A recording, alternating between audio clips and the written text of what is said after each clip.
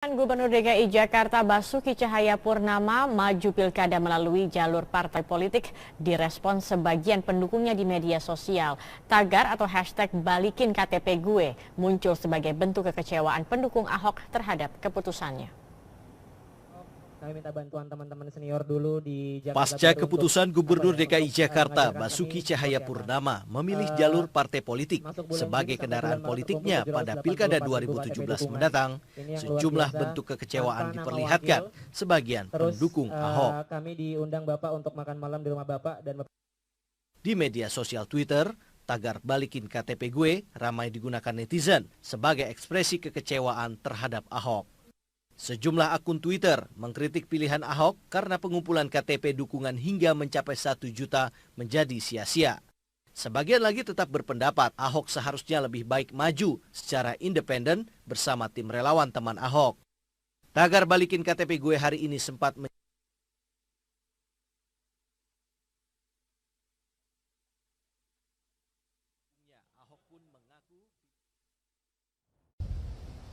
Gubernur DKI Basuki Cahayapurnama atau Ahok mengatakan keputusannya untuk melaju melalui partai politik tidak akan mengecewakan warga Jakarta. Ahok mengatakan warga Jakarta telah mengumpulkan KTP, ingin Ahok terpilih kembali sebagai Gubernur Jakarta.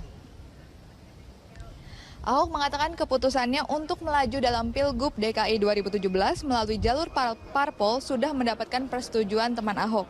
Ia yakin warga yang selama ini ikut mendukungnya dalam pengumpulan KTP bukan orang yang anti parpol, namun adalah orang yang berharap Ahok melanjutkan kinerjanya sebagai gubernur di periode 2017 hingga 2022 mendatang. Dengan diusung parpol, Ahok juga menegaskan kembali bahwa ia tidak ada niat untuk melakukan deparpolisasi.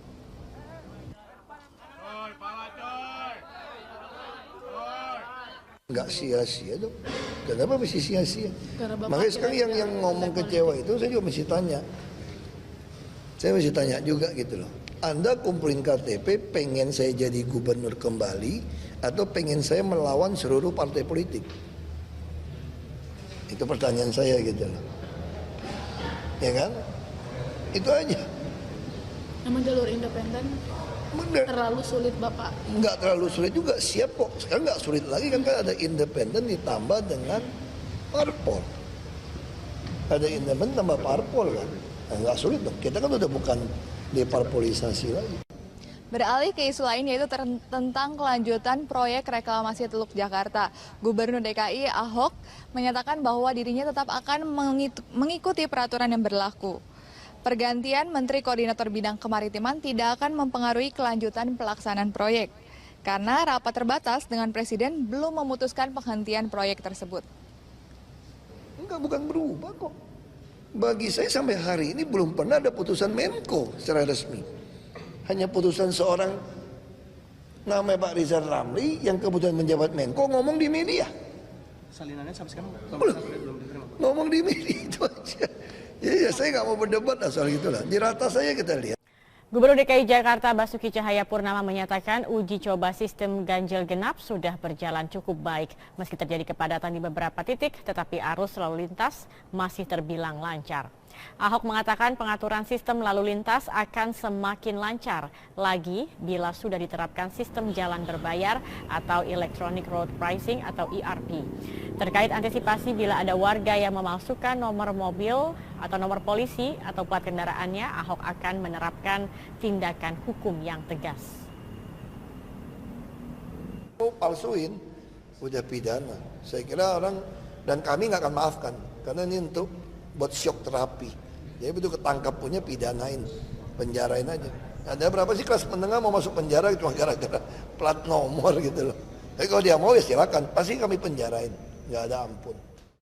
Selamat sore, setelah mendengar fakta persidangan dalam beberapa hari terakhir, hari ini KPK kembali memperdalam peran berbagai pihak dalam kasus dugaan suap Raperda Pantai Utara DKI Jakarta dengan memanggil berbagai saksi. Kita bergabung bersama rekan kami Aulia Panel langsung dari gedung KPK di Jakarta.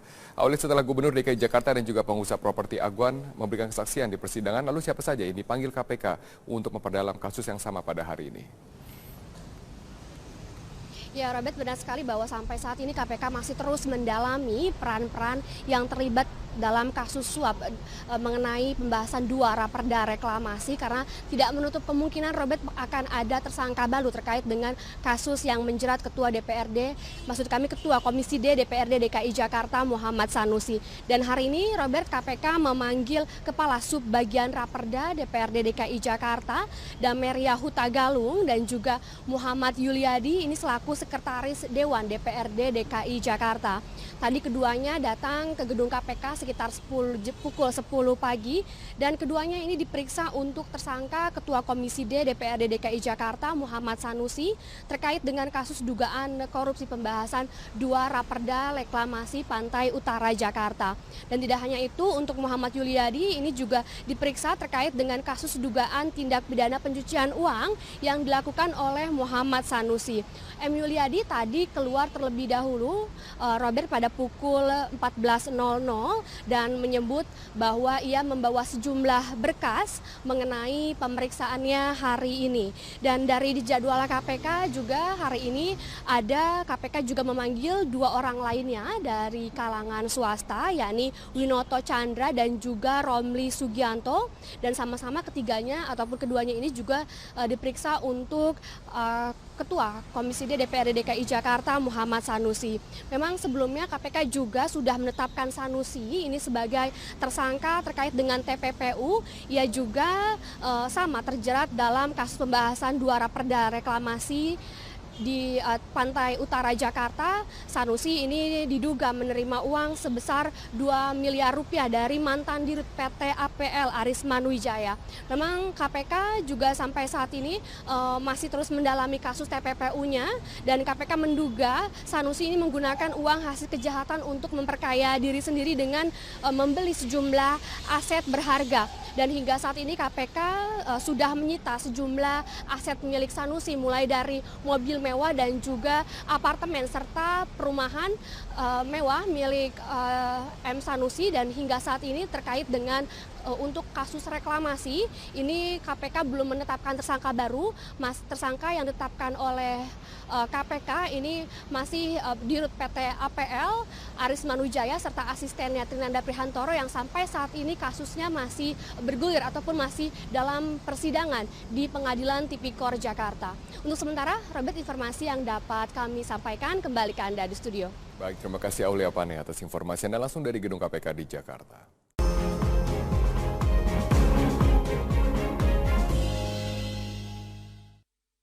Terima kasih Anda kembali di Netizens. Pemirsa, kita masuk ke topik kedua, ini terkait dengan minimnya lahan makam di DKI Jakarta yang kemudian mendorong munculnya banyak makam fiktif dan terpaksa harus dibongkar oleh Dinas Pertamanan dan Pemakaman DKI Jakarta di sejumlah TPU, misalnya TPU Karet Bifak, Karet Pasar Baru, Kawi-Kawi, dan Pondok Rangon. Ada banyak sekali kasus yang ditemukan juga di daerah Jakarta Barat. Tepatnya di Tegal Alur ditemukan ada 160 makam fiktif, sementara di Jakarta Timur 39 dan di Jakarta Pusat ada sekitar 10. Jadi makam fiktif ini bentuknya sudah seperti makam, baik ada nisan ataupun tidak, namun tidak ada jenazah di liang lahatnya dan biasanya dipesan oleh orang yang masih hidup dengan membayar oknum dengan biaya yang berbeda-beda. Dan ini juga menuai sejumlah komentar dari netizens. Luar biasa ya, di Jakarta apapun bisa dijadikan uang. Dari Hendihu, moral dan etika sudah tidak berlaku, urusan makam pun sudah dikontrol oleh para calo. Kemudian Mulia, ya Allah, ada-ada saja, tumben dengar ada razia makam fiktif dan ternyata ditemukan ada 10 makam tanpa mayat dan sangat ngeri. Ini adalah komentar dari netizens terkait dengan makam fiktif di DKI Jakarta. Memang ada beberapa faktor yang mendorong munculnya makam fiktif ini karena warga Jakarta khawatir pada saat meninggal mereka tidak bisa mendapatkan lahan dan ada juga yang ingin dimakamkan di dekat keluarga. Dan kita akan berhubung dengan Pak Jafar Muklisin, Kepala Dinas Pertamanan dan Pemakaman melalui Skype. Kita akan tanyakan bagaimana kondisi sekarang. Pak, betul tidak sih Jakarta ini krisis makam lahan? Kalau krisis ya sebenarnya sih nggak sampai seperti itu ya, karena kita masih punya juga lahan-lahan yang sedang baik dalam proses pembebasan lahan, kemudian juga ketersediaan lahan masih ada, tidak sampai dengan kritis ya. Apalagi dengan yang kita lakukan, gerakan yang kita lakukan dengan penertiban terhadap makam fiktif memungkinkan untuk ada lahan-lahan yang memang masih kosong. Ya, jadi ketersediaan lahan apakah seimbang dengan kebutuhan? Kalau untuk ketersediaan lahan dengan kebutuhan tentunya memang ada ketimpangan antara ketersediaan lahannya. Nah, tetapi ini masih tidak terlalu mengkhawatirkan. Artinya bahwa memang betul, tapi tidak terlalu mengkhawatirkan lah. Kita tetap berupaya bahwa memang setiap tahun kita melakukan pembelian lahan-lahan, perluasan lahan-lahan yang untuk makam. Oke, solusinya apa sih Pak selain perluasan lahan? Apakah ada cara-cara lain yang memang ditawarkan oleh Pemprov DKI?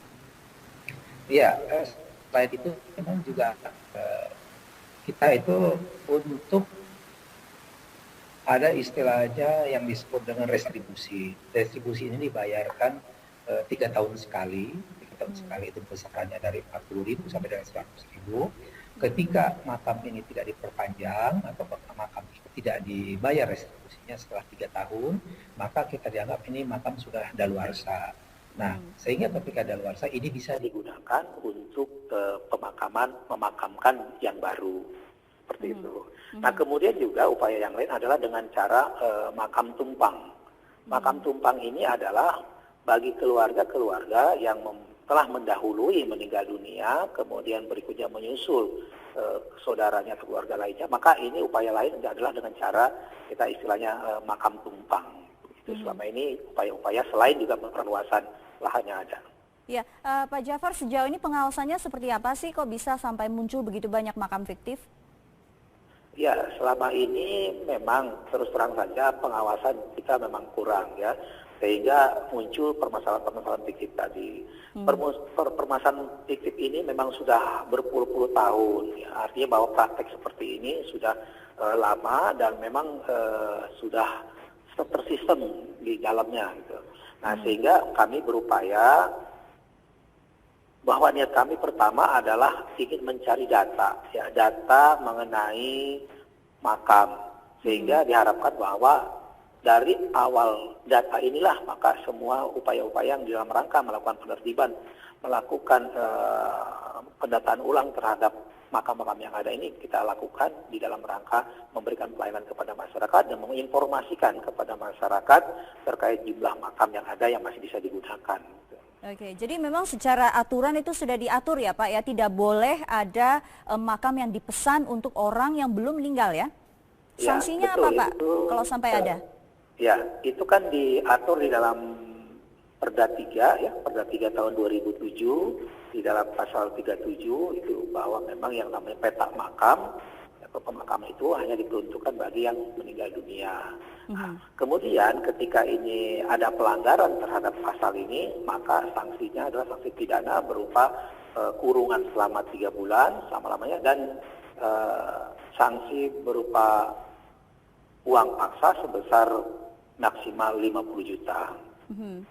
Ya, Pak Jafar, begitu muncul banyak sekali kasus makam fiktif ini, apakah ada perintah langsung dari gubernur ataupun wagub untuk menuntaskan makam fiktif ini dan kemudian memberikan sanksi yang berat kepada para oknum?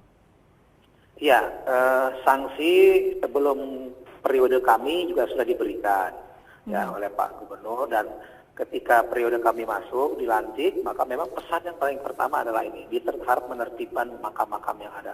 Jadi pungli-pungli di makam, ini yang harus ditertibkan. Maka ini salah satu perintah dari Pak Gubernur kepada kami untuk menyelesaikan masalah ini. Baik, terima kasih Pak Jafar Mukhlisin, Kepala Dinas Pertamanan dan Pemakaman DKI Jakarta untuk waktunya. Usai jeda kami masih akan kembali dengan topik kita yang ketiga terkait dengan penikaman massal yang terjadi di Tokyo hari ini. Kami akan kembali saat lagi.